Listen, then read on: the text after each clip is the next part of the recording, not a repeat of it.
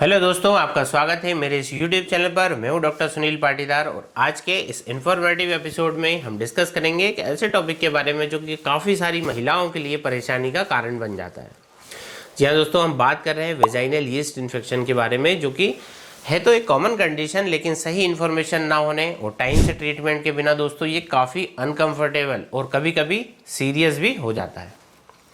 आज के इस वीडियो में हम जानेंगे वेजाइनल यीस्ट इन्फेक्शन आखिर होता क्या है, इसके कारण क्या होते हैं, इसके सिम्टम्स को हम पहचानेंगे और होम्योपैथी कैसे इस प्रॉब्लम के लिए आपको रिलीफ दे सकती है। तो दोस्तों शुरू करते हैं वीडियो और सबसे पहले समझते हैं कि जो वेजाइनल यीस्ट इन्फेक्शन है आखिर क्या होता है। तो दोस्तों वैसे तो ये एक फंगल इन्फेक्शन है जो कि कैंडिडा एल्बिकेंस नाम के फंगस की ओवरग्रोथ की वजह से होता है। ये इन्फेक्शन ज़्यादातर तब होता है जब वेजाइनल एरिया का जो पीएच है वो डिस्टर्ब हो जाता है या फिर आपकी जो बॉडी का इम्यून सिस्टम है जब ये वीक हो जाता है। दोस्तों नॉर्मली होता क्या है कि वेजाइना में कुछ हेल्दी बैक्टीरिया और फंगस नेचुरल तरीके से भी प्रेजेंट होते हैं। तो जब ये दोनों एक बैलेंस मेंटेन करके रखते हैं, लेकिन जब ये बैलेंस बिगड़ जाता है तो फिर फंगस की ओवरग्रोथ होना शुरू हो जाती है और यीस्ट इन्फेक्शन का कारण बनती है। तो ये एक कॉमन कंडीशन है जो कि हर 4 में से 3 महिलाओं को अपनी लाइफ में कभी ना कभी किसी फेज में इसका सामना करना पड़ता है। दोस्तों अब बात करते हैं इसके कॉजेज की। तो दोस्तों जो वेजाइनल यीस्ट इन्फेक्शन है इसके काफ़ी सारे कारण हो सकते हैं और इसे समझना भी इसलिए ज़रूरी है ताकि इनसे फिर बचाव किया जा सके। तो सबसे बड़ा जो कारण है वो है हार्मोनल इम्बैलेंस। तो जैसे कि दोस्तों प्रेगनेंसी में या फिर मीनोपॉज के टाइम पे या फिर बर्थ कंट्रोल पिल्स यूज़ करने की वजह से जो हार्मोन है उनका लेवल बदल सकता है, जो कि वेजाइनल पीएच को अफेक्ट करते हैं और यीस्ट इन्फेक्शन का फिर रिस्क यहाँ पे बढ़ता है। दूसरा कॉमन कारण है वो है दोस्तों एंटीबायोटिक्स का यूज़ करना, कि जब आप एंटीबायोटिक्स लेते हैं तो ये न सिर्फ हार्मफुल बैक्टीरिया को भी मारते हैं बल्कि जो वेजाइना में प्रेजेंट हेल्दी बैक्टीरिया हैं इनको भी अफेक्ट करते हैं, जो कि फंगस की ग्रोथ के लिए एक फेवरेबल एनवायरनमेंट क्रिएट करते हैं। तो ये एक इम्पोर्टेंट कारण है। इसके बाद एक बड़ा कारण है वो है दोस्तों डायबिटीज़। अनकंट्रोल्ड डायबिटीज़ की वजह से क्या होता है कि ब्लड शुगर लेवल हाई होता है और जो कि फंगस की ग्रोथ के लिए आइडियल एनवायरनमेंट प्रोवाइड कराता है। फिर है दोस्तों टाइट सिंथेटिक क्लोथिंग या फिर डैम कंडीशन, जो कि वेजाइनल एरिया को ह्यूमिड बनाते हैं और यीस्ट इन्फेक्शन के लिए कंडक्टिव एनवायरनमेंट क्रिएट करते हैं। फिर है पुअर हाइजीन या फिर excessive use of scented soaps, vaginal spray या फिर कोई हार्श केमिकल। तो ये सब क्या करते हैं कि वेजाइनल फ्लोरा को डिस्टर्ब करते हैं। दोस्तों इसके बाद है स्ट्रेस और वीक इम्यून सिस्टम भी। हम जानते हैं कि ये सब भी इसके अच्छे कारण होते हैं दोस्तों, कि जब हमारा इम्यून सिस्टम ही वीक होता है तो जो बॉडी का जो नेचुरल डिफेंस मैकेनिज्म है ये फिर कमज़ोर हो जाता है और इस तरह के इन्फेक्शन के चांस बढ़ते हैं। तो दोस्तों अब हम बात करते हैं कि इसके कुछ कॉमन सिम्टम्स के बारे में, कि क्या क्या इसके लक्षण हो सकते हैं वेजाइनल यीस्ट इन्फेक्शन के। कुछ कॉमन जो लक्षण हैं उन्हें समझना बड़ा ही आसान है। तो सबसे पहले होता है कि वेजाइनल एरिया में सीवियर ईचिंग और इरिटेशन का होना। ये ईचिंग दिन के टाइम पे ज़्यादा हो सकती है लेकिन रात में पेशेंट को सोने नहीं देती। दूसरा सिम्टम्स है रेडनेस और स्वेलिंग वेजाइनल एरिया में होना। दोस्तों ये जो इरिटेशन है इतना ज़्यादा हो सकता है कि नॉर्मल एक्टिविटी करना भी पेशेंट के लिए कई बार मुश्किल हो जाता है। इसके बाद तीसरा कॉमन लक्षण आता है वो है दोस्तों थिक वाइट डिस्चार्ज, जो कि कर्ड लाइक दिखता है और यूजुअली ऑर्डरलेस होता है।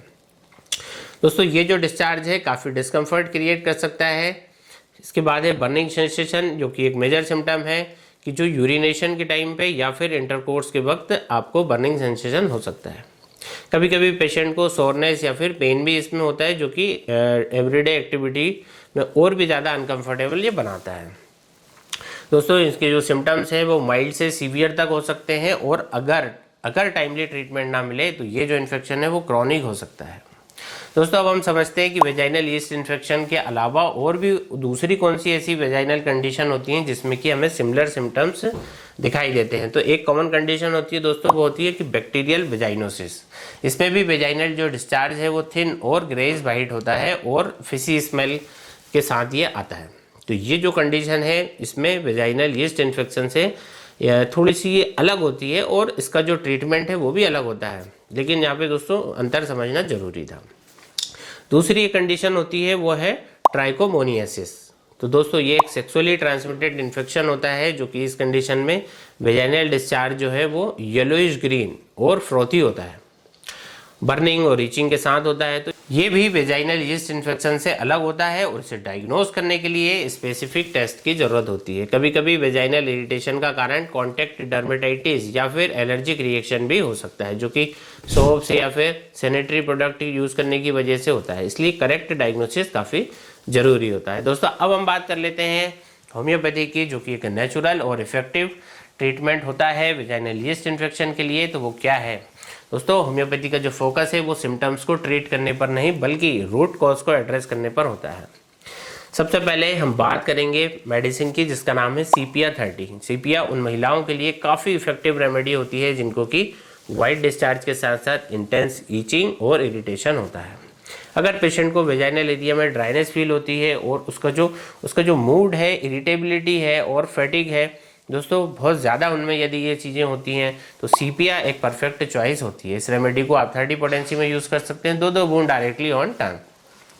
दोस्तों सीवियर केसेस में इसकी हाई पोटेंसी का भी यूज़ किया जा सकता है, जो कि आपके डॉक्टर आपके लिए डिसाइड करेंगे। दूसरी इंपॉर्टेंट रेमेडी है क्रियोजोटम 30। और क्रियोजोट उन केसेस में काफ़ी इफेक्टिव है जहाँ पे वेजाइनल डिस्चार्ज काफ़ी ऑफेंसिव या इरिटेटिंग होता है, जो कि स्किन को रॉ और सॉर बना देता है। दोस्तों कि अगर पेशेंट को इस तरह के डिस्चार्ज के साथ साथ बर्निंग है, बहुत ज़्यादा पेन है और उसकी जो कंडीशन है रात के टाइम पे ज़्यादा ख़राब हो जाती है, तो क्रियोजोटम एक आइडियल रेमेडी होती है। इस मेडिसिन को भी आप 30 पोटेंसी में यूज़ करें, 2 बूंद सुबह और शाम। दोस्तों ये जो दवा है क्रियोजोट, ये क्रॉनिक केसेस के लिए भी काफ़ी इफेक्टिव होती है।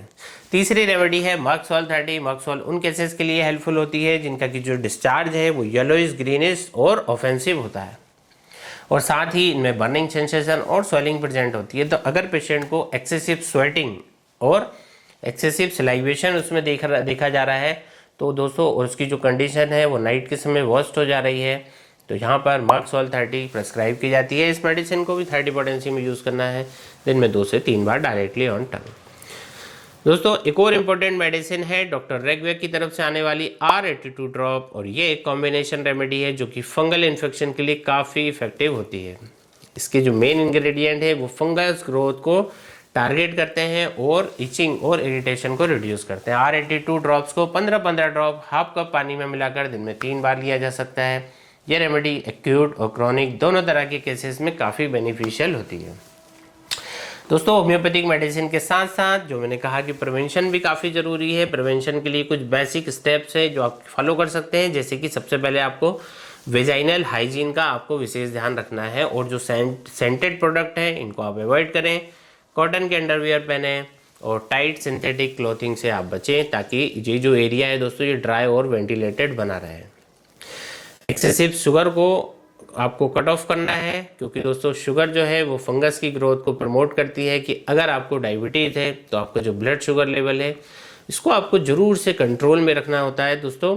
और सबसे ज़रूरी बात है स्ट्रेस को आप मैनेज करना सीखें, हेल्दी लाइफस्टाइल मेंटेन करें। और दोस्तों अगर आपको इस प्रॉब्लम से रिलेटेड और भी कोई क्वेश्चन है या आप अपनी परेशानी के लिए हमसे कंसल्टेशन लेना चाहते हैं तो नीचे दिए गए व्हाट्सएप नंबर पर आप हमें कॉन्टैक्ट कर सकते हैं।